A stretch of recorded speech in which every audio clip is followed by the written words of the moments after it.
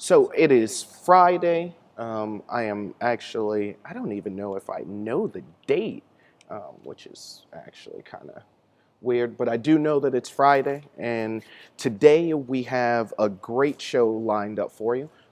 We are going to go over a few cases. It was a hell of a day yesterday in lawsuit settlement. Three huge cases. Well, two huge ones, and of course, one about Trump, because we always have to talk about our election, which is actually coming up really soon. So let's get to it. So, the first story that we are going to start out with is going to be Penn State, the Nittany Lions. Penn State has had a rough go lately. They, from this Jerry Sandusky problem that they have continuously had, lawsuits after lawsuits after lawsuits. So let's break down how the lawsuits have gone. So everyone knows that the first lawsuits that were put out there were actually put out there for the molestation charges of Mr. Sandusky. But there was another case that a lot of people weren't paying attention to, but I definitely was, because lawsuits are our job, and it's what makes life fun for me. But one was a huge case that just settled yesterday, and that is the wrong article. Here we go, still the wrong article. Sorry about that. Mike McQueary, I think I'm pronouncing his last name wrong. The MCs always get me, but awarded $7.3 million in his defamation suit against Penn State. $7.8 million. Well, of course, 40% of that is going to go to his attorney. So we pretty much know that out of that 7.8 million, he'll probably get less than 4, probably about 3.8 by my bad math skills. But I mean, still a heck of a lawsuit recovery. And this part of the lawsuit is actually not the full lawsuit. This is only the damages. So if you weren't aware what happened in this situation, which you could always read up on, there is a great article on Deadspin about it. What happened is Mr. McQueary worked for Penn State, and he was known as the whistleblower. He was the one who actually not just told, well, there are different parts to it, but he went to court and testified in the case, which makes him a whistleblower. So this part of the lawsuit is the defamation just from the whistleblower. Now, it does, I believe he still has other parts of the lawsuit that are going on. Yeah, because this was just a whistleblower lawsuit. Mr. McQueary, I'm looking at him there. He's a very rich man right now, if he already wasn't. But there's still more of this lawsuit going on. But the bigger issue, even though I am an OSU fan, go Bucks, the bigger issue is to date, not including this lawsuit that Penn State is supposed to pay, but up to today, from every case that they've settled that has to do with this lawsuit, $92 million. Let's say that again, $92 million.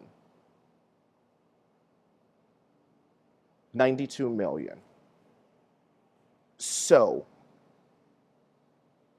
if you aren't aware of it, normally when you have a lawsuit like that, insurance covers it. That's why insurance rates are so high, and that's why you get really good insurance, is because your insurance would cover that, because that money can't be taken out of Penn State. How could Penn State afford to pay $92 million? Actually, it's you're paying that $92 million. All you Penn Staters or Nittany Lioners or whatever they call you. You all are paying that. The school's made a decent amount of money, but there's a huge caveat that happened, and it is really, really big, actually. So Penn State decides that they're going to pay these lawsuits, 92 million of it, and settle with these people. When it comes time to pay the piper, as they would say, Penn State's insurance company says, hell no, hell no. You all did not sign a contract with us that said we will pay for you all to hire pedophiles or have a pedophile working for you, especially me paying a lawsuit that you all settled. I'm not doing it. So there comes the Penn State litigation against their insurance company. I mean, you have to look it up. I mean, it's amazing. But what it came down to was pretty simple. Penn State's insurance company refused to pay the claims, to bring it in front of a judge, which in this case that they would want to do because they think it's unfair to have to pay 92 million plus 7.8 million, almost $100 million. And they sued Penn State by saying that, hey, this wasn't under your policy. So they won that lawsuit. They won it. Now, how much of the lawsuit they won, now that you have to kind of decide whether or not it's, it's fair on them or not. But what was decided by a judge is that they are not responsible for any lawsuit, to pay any lawsuit that fell within a calendar year of when that claim was made. So basically what that means is that if Mr. Sandusky touched you in 1978 and you won your lawsuit, if the insurance company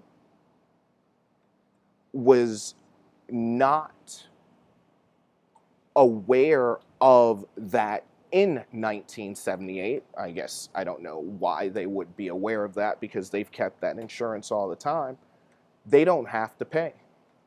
Kind of confusing. It confused the hell out of me. So I looked more into it, and what have I been able to find out? Absolutely nothing.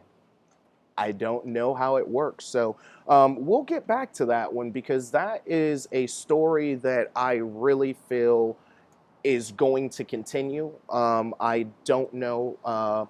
The Nittany Lions did beat my Buckeyes last week, so I don't know about that one. So this is Dean Gilmore with your lawsuit of the day. This one is the Penn State McQueary settlement. I'm out.